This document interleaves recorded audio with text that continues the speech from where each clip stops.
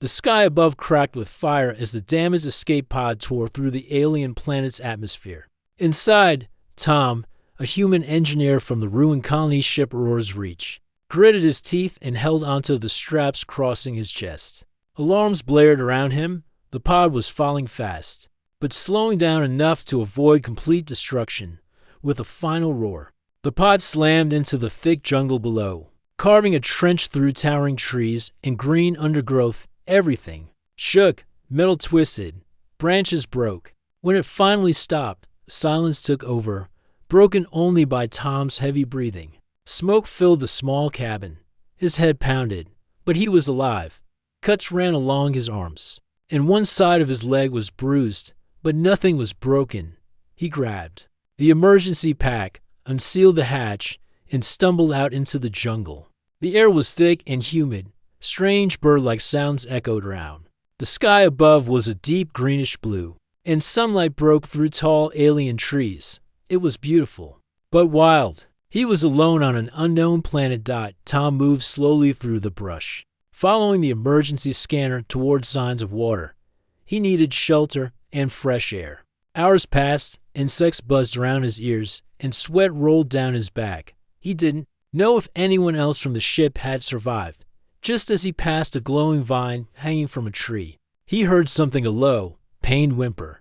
Tom turned and carefully stepped toward the sound. There, lying on the mossy ground beneath a fallen tree limb, was an alien woman. She had purplish skin with dark markings across her arms. Her body was tall and strong, but she was injured.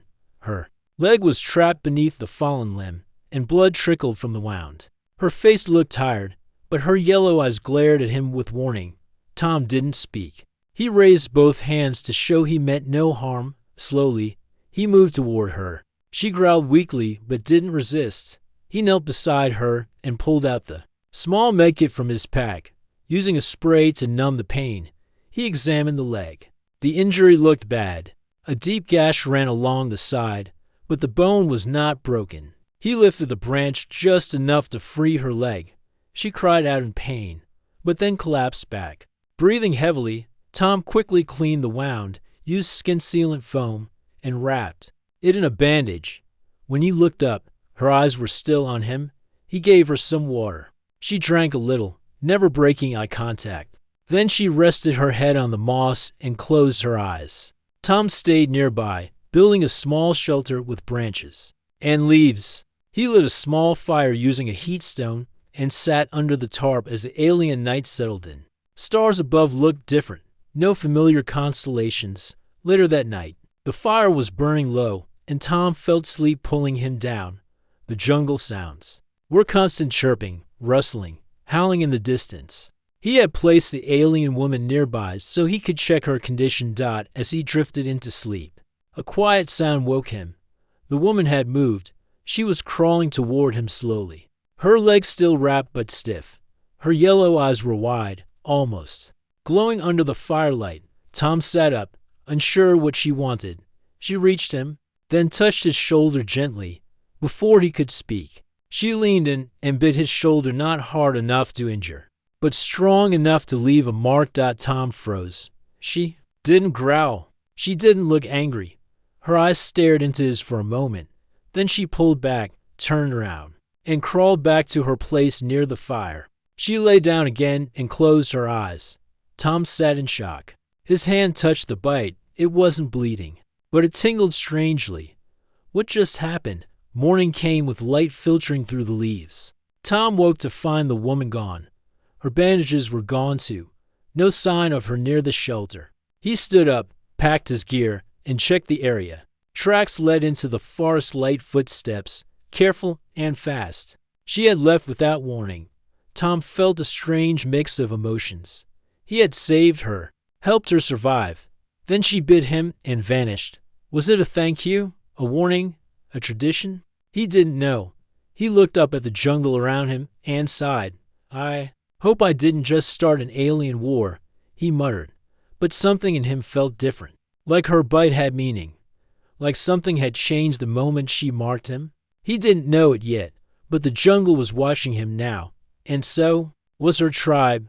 This was only the beginning. From the story, she bit me after I healed her. Now her alien tribe says I'm their alpha. Tom moved through the jungle with quiet steps. The green leaves brushed his arms as he followed the slope down hill, trying to find a better view of the land. His shoulder still carried the mark from the alien woman's bite. The skin wasn't damaged much, but the sensation was strange. It felt warm, like it pulsed with a quiet energy. He kept checking over his shoulder, half expecting her to return, but there was no sign of her since she had disappeared at sunrise. Tom tried to focus on finding food and a way to contact any rescue ship, but the jungle gave him no answers. Suddenly, he felt something, a low humming in the air. It wasn't a sound, more like a feeling in his bones. He stopped and turned. That's when he saw them. 4 figures stood at the edge of the trees, tall, lean bodies, skin tones ranging from dark violet to ash gray. They had strange armor made of woven plant fibers and bone. Their eyes were sharp and glowing yellow. They didn't move. Tom raised his hand slowly. I don't want trouble. One of them stepped forward.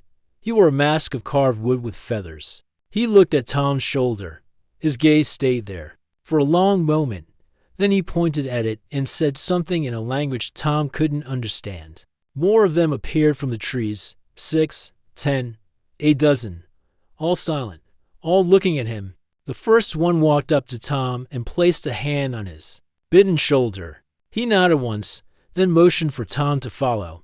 Tom didn't argue. They led him deeper into the forest, through a winding path that curved around massive trees and glowing plants. The jungle seemed to shift around them, like it knew who was passing through. Tom kept his breathing steady. These people didn't act like enemies, but he knew he was far from safe. After an hour of walking, the forest opened into a wide clearing. There stood a village, tall platforms built into the trees, rope bridges, and glowing blue lights hanging from vines.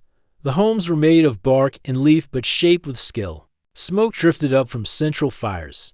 Dozens of alien eyes turned toward him as he was led into the heart of the village. They brought him to a raised platform.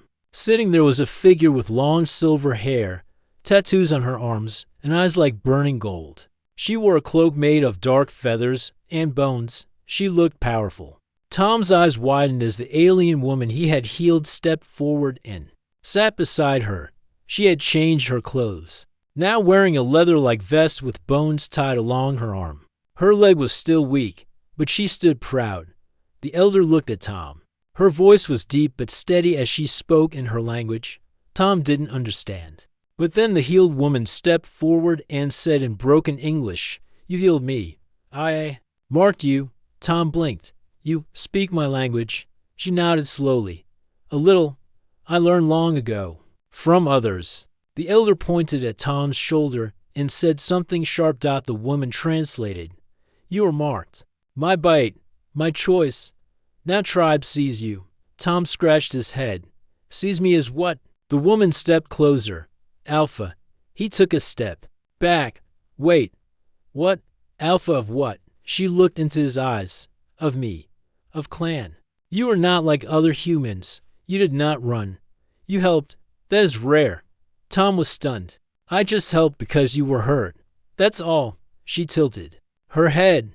"That is enough. That is strength."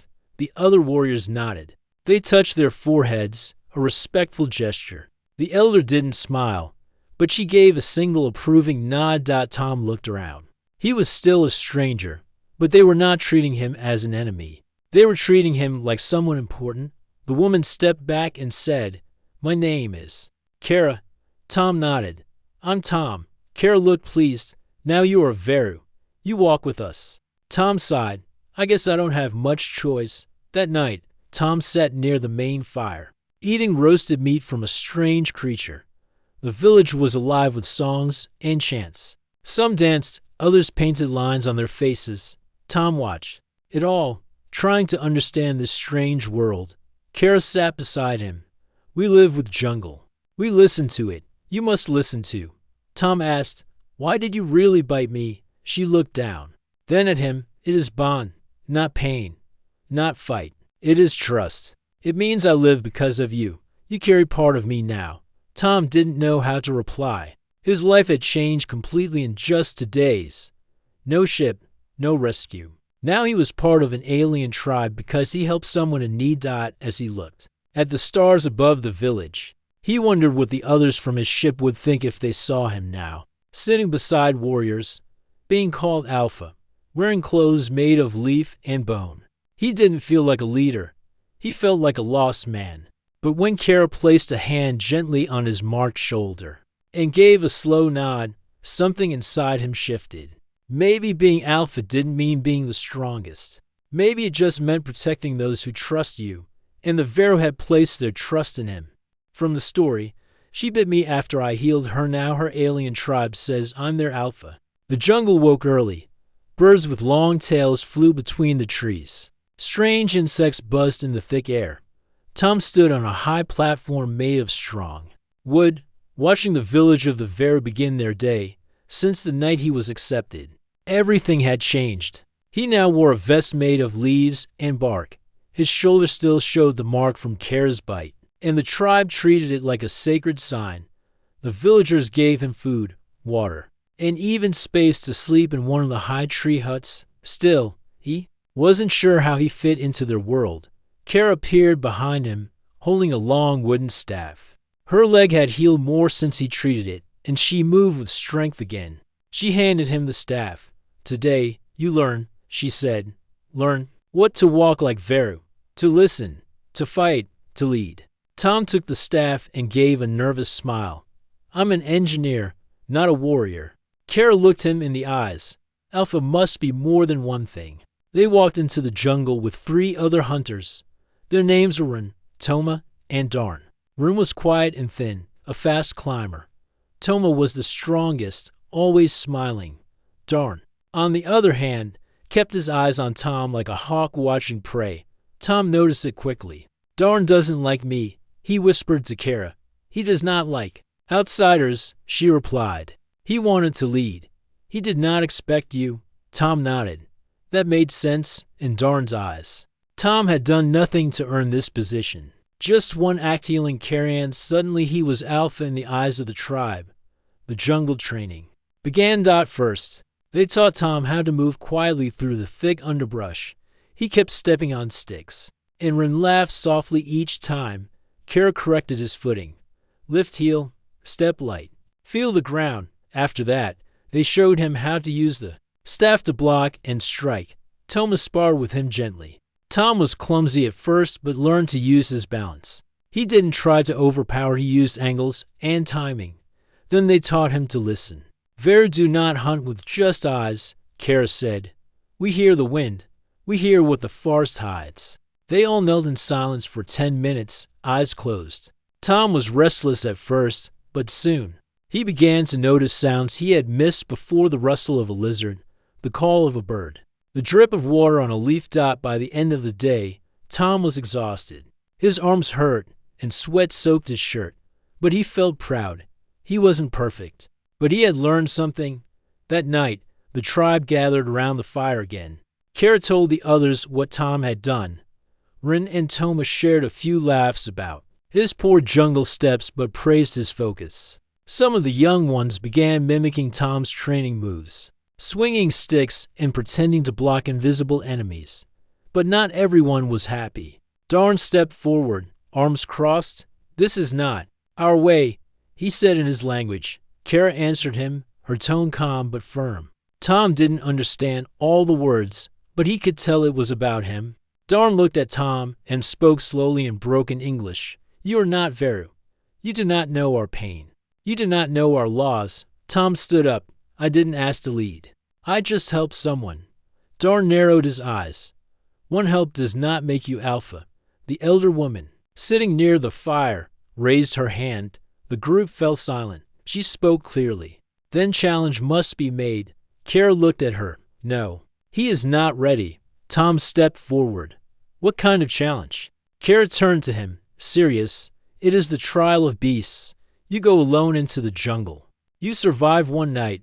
The forest decides if you are true. Tom nodded slowly. I accept. Kara's eyes widened. You do not have to prove anything. Tom gave a quiet smile. If I don't try, Darn will never stop. And maybe I need to prove it to myself too.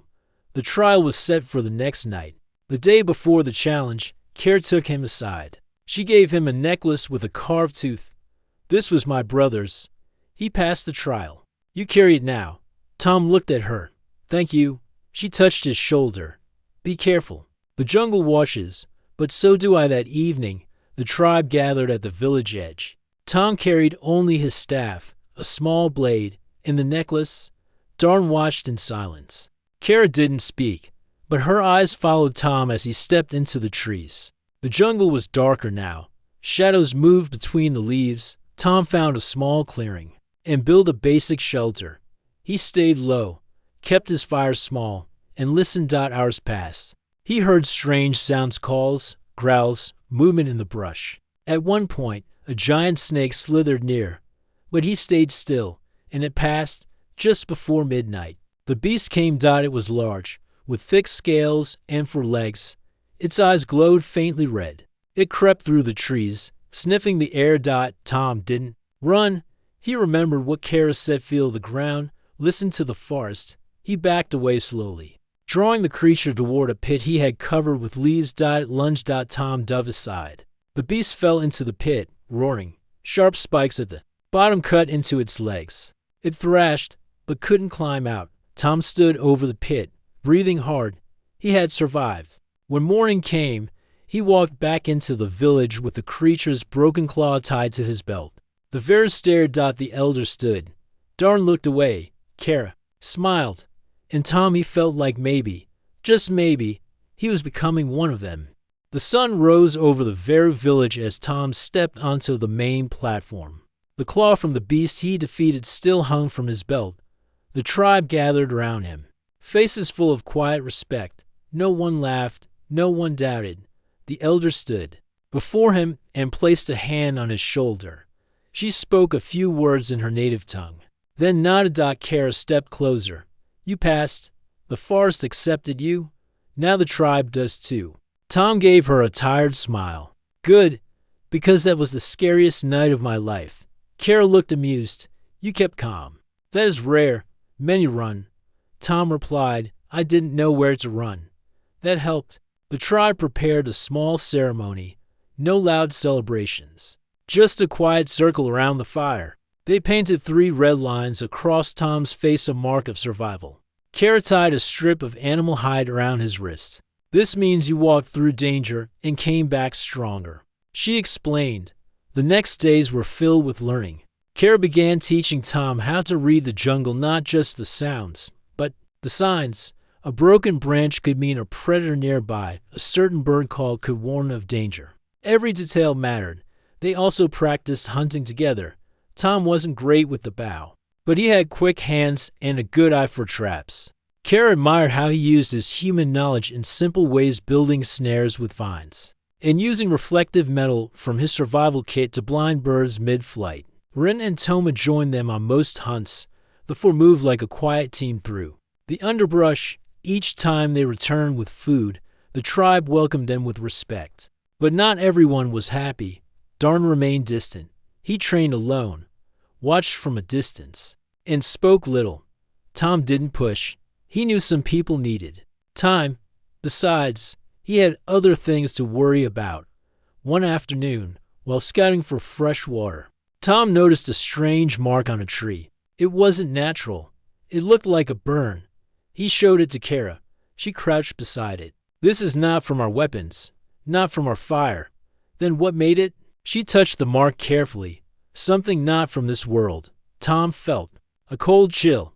Another human, maybe, or something else. That night, Kara visited Tom where he sat near his shelter. There is something you must see, she said. She led him through the jungle by torchlight until they reached a hidden valley. At the center stood a tall stone, covered in carvings and glowing moss. Kara placed her hand on it. This is our history, she said, carved by those before me. Tom ran his fingers across the stone. The symbols were old, but a few looked familiar, shapes similar to old Earth maps, even a crude figure of a ship. We saw humans before. Kara said softly. Long ago. They came, they left. Did they hurt your people? Some did. Some helped. One was like you. He healed a child. He too was marked. But he did not stay. Tom looked at her. Why show me this now? Because you are different. You stayed. You learned. You didn't demand power. That matters. Tom sat beside the stone and thought for a long time. He wasn't a soldier. He wasn't a hero. He was just a man trying to survive. But maybe, here, that was enough. The next morning, a loud sound shook the sky. Everyone in the village looked up. A ship broke through the clouds, burning across the horizon. Tom's heart sank. That's not a rescue ship. The Veru gathered. In the central platform, Kara climbed up and looked at the smoke trail. They come for something, she said. Not by mistake. Tom nodded. That's a scavenger ship. I've seen those before. They land on planets, steal rare things, and leave. Darn stepped forward. What do they want from us? Tom replied. Tech, fuel, maybe the stone in your valley. They don't care who lives here. The elder stood and pointed to the jungle. Then we prepare. Tom looked around. You have warriors, but they use spears and bows. Those scavengers have guns. Kara placed a hand on his arm. You have knowledge. You saw them before. Help us prepare. Tom took a deep breath. Then, we need to build traps, fast. The tribe worked together. Tom used metal from his escape pod and spare tools to design alarm systems and tripwires. Kara and the hunters dug pits and placed sharpened stakes. They covered them with leaves. Toma led the younger ones to gather strong vines and sharpen stones. Even Darn joined the work, though he said little. Tom climbed to the high trees and built a signal tower using parts from his old radio. It couldn't call for help, but it could track the ship's movements. That night, as the camp glowed with torchlight and tension, Kara sat beside Tom. You changed us, she said. We were not ready before. Now we are. Tom looked at her. I didn't do it alone. She nodded. That is why you are Alpha. Not because you lead with orders, but because you lead with heart. Tom didn't know what to say. He stared at the stars and waited. Tomorrow, the scavengers would land, and he would be ready. The jungle was quiet before the storm. Tom stood on the highest platform, looking toward the east where the scavenger ship waited. Smoke rose from the broken crawler. The ground still smelled of fire and crushed leaves. The tribe gathered below. Faces were serious. The children were kept close to the elders. Warriors checked their weapons, sharpening blades and preparing bows. The air was thick with tension. Tom took a deep breath. His shoulder throbbed from Kara's bite. But that mark felt like a shield now. He felt different, stronger. The tribe looked at him for hope. Kara stepped beside him. We must protect home. We do not let others take what is ours. Tom nodded. They will come back. They're angry. The elder raised her staff. Her voice was calm, but loud enough to reach everyone. Tonight, we fight not just for the tribe. We fight for the jungle, for the future. Tom turned to Darn, who stood near the fire. You ready? Darn nodded. I follow your lead. Night fell fast. Darkness wrapped the trees like a cloak. The only light came from small fires and glowing plants. Tom checked the traps they set during the day, tripwires, pits, and alarm vines. Everything was ready. Suddenly, a noise echoed through the jungle, a low hum followed by footsteps. The scavenger group had returned, larger and more organized, 20 strong, armed with rifles and strange devices that glowed. Tom felt his heart pound. This was it. The hunters melted into the trees. Kara, Rin, and Toma took their positions high above.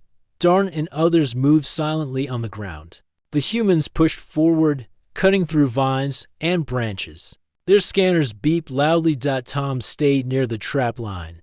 He held his staff tightly. Ready. Suddenly, the first alarm sounded.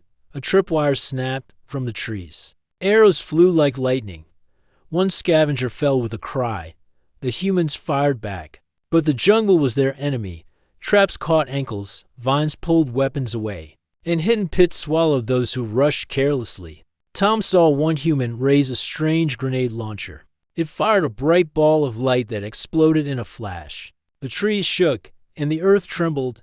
Kara shouted, "Fall back." The Veru retreated carefully, leading the humans toward a narrow valley filled with traps. Tom moved to the valley entrance. "Hold them here." The scavengers charged forward, but they did not see the large pits covered with leaves. One by one, they fell in. Others were slowed by swinging blades hidden in trees. Tom raised his staff and called out. Now, the hunters attacked together. Kara and her group flanked the humans, striking with spears and throwing knives. Darn fought fiercely, blocking bullets with his shield. The battle was fierce. Shouts mixed with roars of pain. But the Veru fought with skill and courage. They knew their home better than any machine. Tom spotted the scavenger captain, the one with red lenses, moving toward the village. He was holding a small device, probably to call for reinforcements. Tom ran after him, dodging arrows and branches. The captain saw him and raised a pistol. Tom raised his staff. They clashed. The captain was quick but careless. Tom used the staff to block the pistol's barrel, then swung hard, knocking the weapon aside.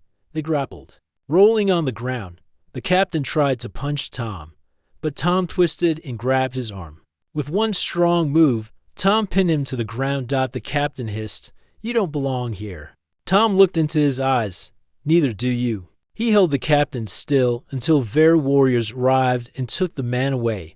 The fight continued for another hour. Then the remaining scavengers fled, running back to their ship. Tom and the tribe returned to the village, tired but victorious.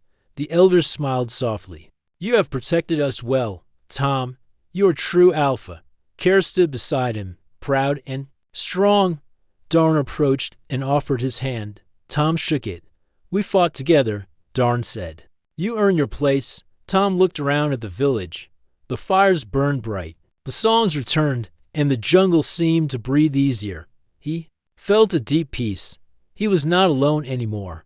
He was part of a family, and this family would stand against any danger. The next morning came with heavy clouds above the jungle.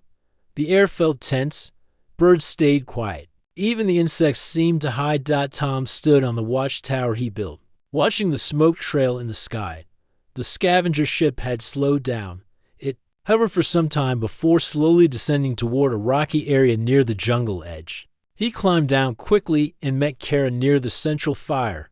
"They're landing," he said. 5 miles east, near the old cliffs. Kara nodded. "We know the place. It is cursed by the wind. We did not go there." Tom replied, "That's why they chose it. Easy to control. Good ground for machines." The elder stood with her staff. "What do they want?" Tom answered. "They're not here for peace. They will search, take, and destroy anything in their way." Kara stepped forward. "Then we stopped them."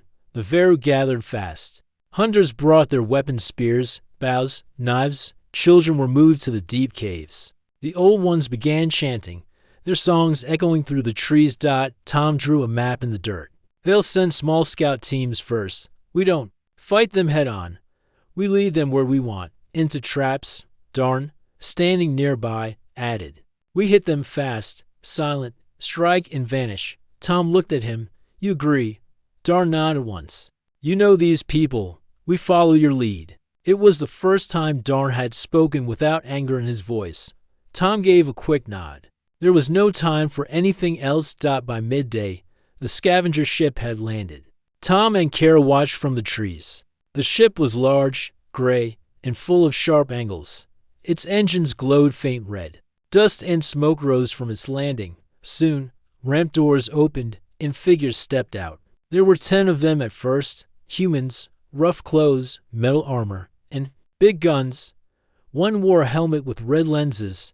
He scanned the jungle with a device in hand, scanners. Tom whispered, "They'll look for heat, movement, anything that doesn't belong." Kara frowned. "We are part of the forest. They will not find us easily." The group split into 3 teams. One moved toward the stone valley. Another walked toward the river. The third began cutting trees, clearing a path. Tom spoke into a tiny signal rod. "Team 1, wait. Team 2, lead them to trap point 3. The Veru hunters moved like shadows. They dropped leaves behind, left false trails, and used animal scents to lure the humans. Soon, one team of scavengers stepped into a net trap. Vines shot up, lifting two of them high into the air. They shouted and fired their weapons blindly. The noise echoed through the trees. Another stepped into a pit and fell, landing hard against sharpened bones. He screamed. The rest tried to pull him out. Tom and Darn moved quickly. Darn threw a spear. It hit the ground near the scavengers and exploded with smoke. Tom tossed a flash stone, blinding their devices. The humans backed off, confused and coughing. They're not ready for this jungle, Tom said. But the danger wasn't over. One of the scavenger leaders called for backup. From the ship, a large machine rolled out. It had wheels thick as tree trunks and a mounted turret on top. It pushed trees aside like paper. They brought a crawler, Tom muttered. That's bad. It can skin under the ground. Burn paths. With heat rays? Kara looked worried. Can we stop it? Tom thought fast. Only if we hit the engine. Or overload it. Back at the village, Tom dug through his pack. He pulled out the last energy cell from his escape pod. It was unstable. If connected wrong, it would explode. He showed it to Kara and Darn. We place this under the crawler. When it heats up, boom. Kara nodded. Who will place it? Tom stepped forward. I will. Darn stepped forward too. You're alpha. You should lead. I will carry the fire. Tom looked at him. Are you sure?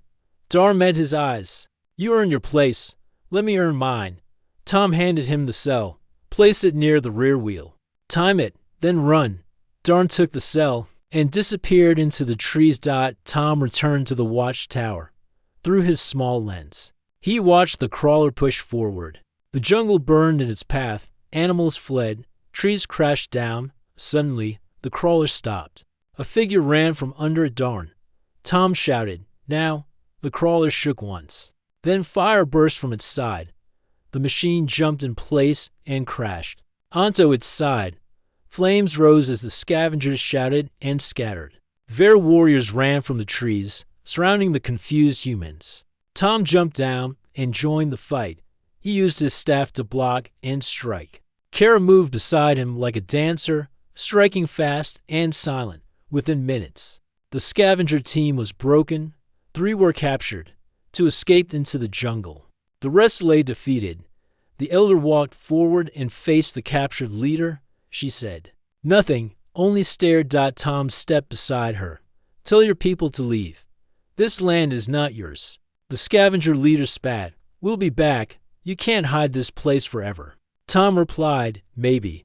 But next time, we'll be ready. He nodded to Kara. She raised her hand. The tribe backed off. The captured scavengers were tied and placed near their ship. The Ver returned to their village. That night, the fires burned bright. Songs filled the air. The jungle was safe, for now. Tom sat near the main fire, his face marked with ash. Kara sat beside him. Darn stood nearby, his arm wrapped in bandage. You trusted me, Darn said. Tom nodded. You proved yourself. Darn gave a small smile. We are different, but not enemies. Tom looked at the stars above. He knew more ships might come, more dangers might rise. But now, he had something he didn't have before. He had a tribe, and they were ready to fight for their home. The morning light filtered softly through the jungle canopy. Birds sang clear songs, and a gentle breeze moved the leaves. The Veru village was peaceful again. Tom stood at the edge of the clearing, looking at the stone pillar covered with ancient carvings. Today was a day of ceremony. The tribe gathered around the fire, dressed in their best clothes, bright feathers, woven fibers, and painted faces. Children laughed and chased each other, while elders prepared offerings of fruit and meat. The elder woman stepped forward. Her eyes shone with wisdom as she spoke to the crowd. Tom listened carefully, though he did not understand every word. Kara stood beside him, her hand resting lightly on his arm. Then the elder turned to Tom. She placed her hand on his shoulder, the same shoulder marked by Kara's bite. And you? We see strength, she said clearly. Not only because you fought with us, but because you stayed, because you learned, because you chose our people. The crowd murmured in agreement. Some raised their hands in salute. Kara stepped forward and spoke in broken English. You are Alpha, not by birth, but by heart. We accept you as leader of Veru. Tom felt a warmth spread inside him. He looked at the faces around the fire brave. Hunters, kind children, wise elders, and realized he belonged here. He stepped forward. "Thank you. I'm honored." He paused, then added, "I'm also still human. I come from another world." A quiet fell over the crowd. Tom continued, "I will protect this tribe, this jungle, and I will share what I know. Together, we can grow stronger." Kara smiled. "We are one." After the ceremony, Tom helped the tribe rebuild parts of the village damaged during the attack. Using his knowledge, he showed them how to improve traps and make simple tools from scrap metal. The Ver were quick learners. They combined their natural skills with Tom's ideas. It was a new way of living, blending old and new. Days passed. Tom explored the jungle with Kara, learning more about the plants, animals, and ancient history. One afternoon, while walking by a quiet river, Kara stopped and looked at him. "Do you miss your world?" she asked softly. Tom thought for a moment. "Sometimes. But here, I have a purpose, people, a home." Kara nodded. "You healed me, and now you are part of us." The bite was a bond, yes, but more than that, it is a promise. Tom smiled. "Then, I will keep that promise." As the sun set, the two stood side by side, watching the sky change colors. Far above, the stars twinkled, unfamiliar but beautiful. Tom knew he was no longer just a man lost in the jungle. He was Alpha of two worlds, a human and a Veru, and this was only the beginning of a new story.